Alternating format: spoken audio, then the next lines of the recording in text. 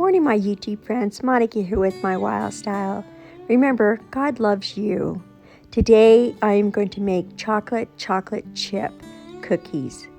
And this video is not going to be edited because I want to show you the life of a almond flour baker creator. Come along with me. Let's get this done. We're going to start off with 1 stick of butter and 1 egg. When I'm creating a cookie recipe, I know I'm going to want some fat, some sugar, an egg to hold everything together, maybe some baking powder or soda, and some salt. Now process this until blended. Now let's start off with 1/2 cup of coconut sugar. Coconut sugar does not spike my insulin level, so I like to use coconut sugar once in a while. But you can use any keto sugar you want. And of course, I love using vanilla. This is 1 teaspoon. When creating a recipe, I like using real ingredients and minimal amounts. So this is 1 teaspoon of baking soda and 1/4 teaspoon salt. This is 1/4 cup of cocoa powder, and I think that'll be the right amount for these cookies.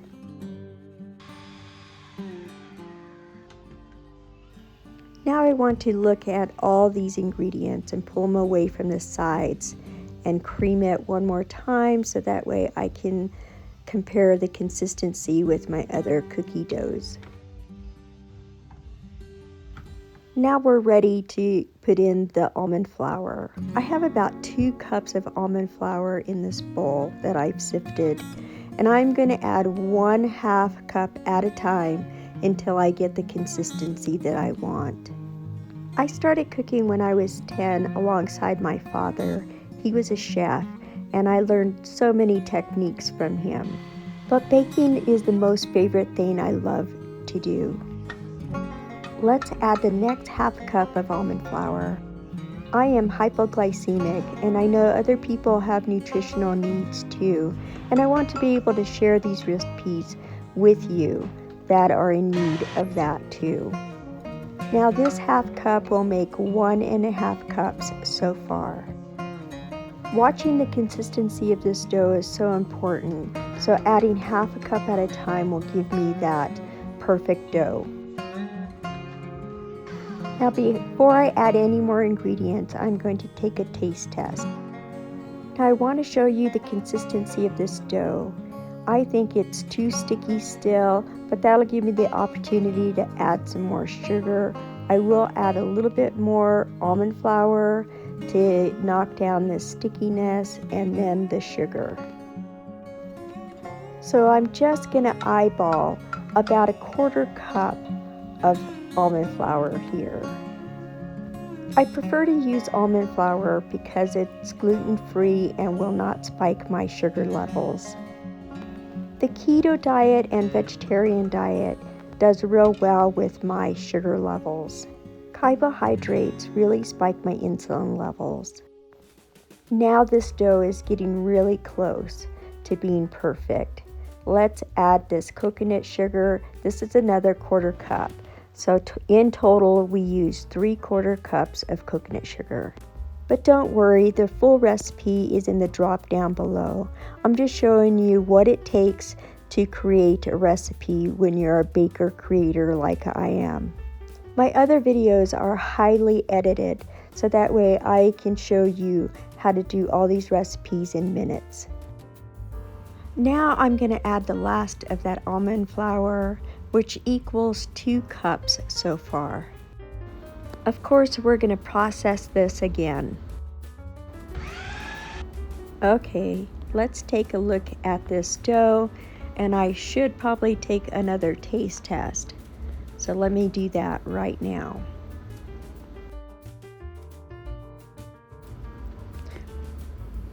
Okay, we definitely have enough sugar in it now. So I'm going to add probably another 1/4 cup of flour. So now in total, I have 2¼ cup of almond flour in this recipe. The biggest joy I have is to try to create recipes that the other members in my family will enjoy too, and they never notice a difference when I use allulose or coconut sugar. So without them realizing, they are eating a healthy product.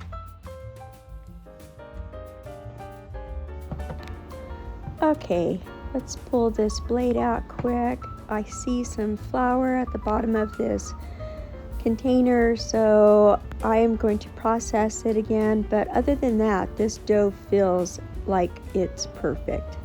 So let's scrape the bottom of this container to loosen all that flour in the corners, and then we'll process it one final time.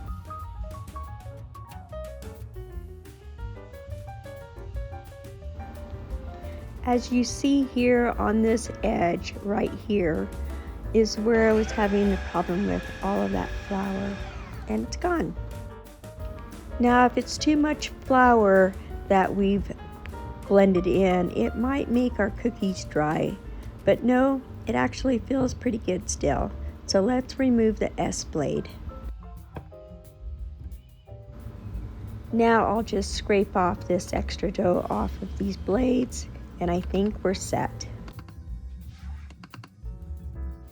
When your batter is no longer sticky and you can see the shine on your spatula from the butter, it's absolutely perfect and ready to add the chocolate chips in.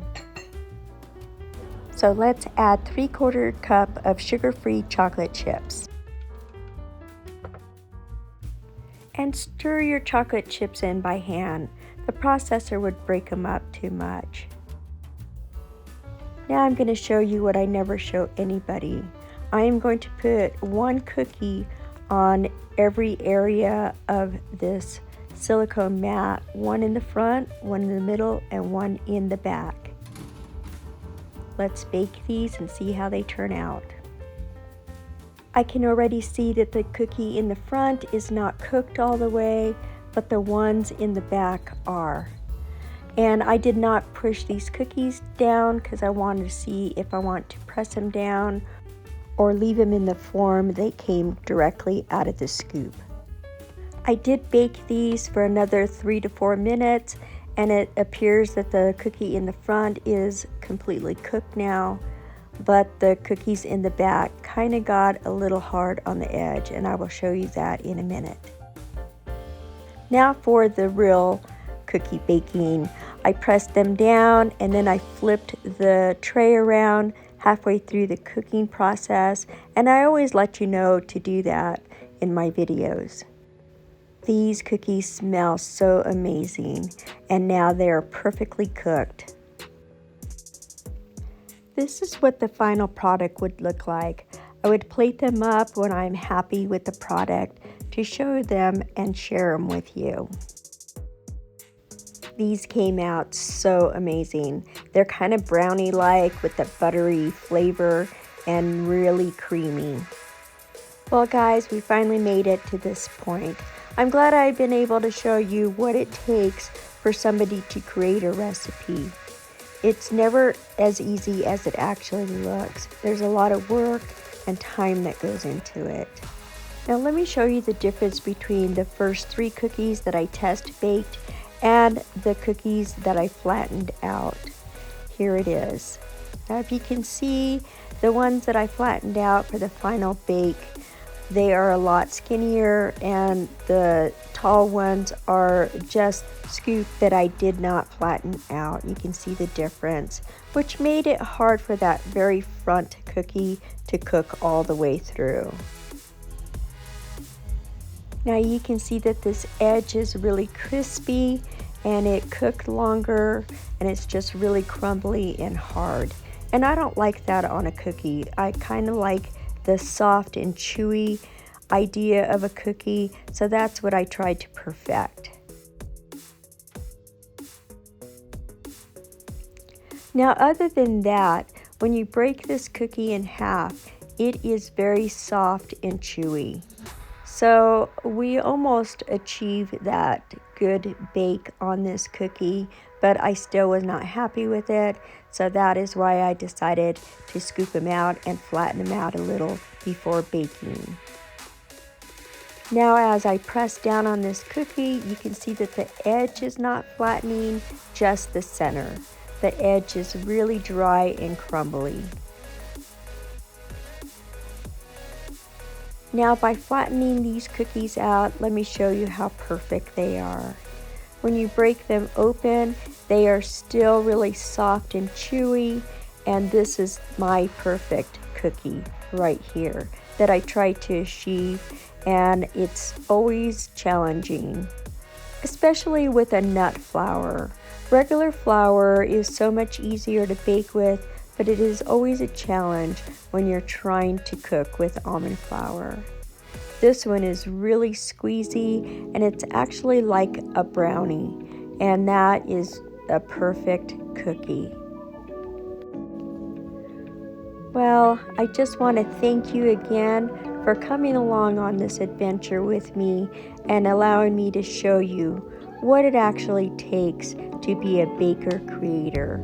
And of course, the taste testing. That is always the best.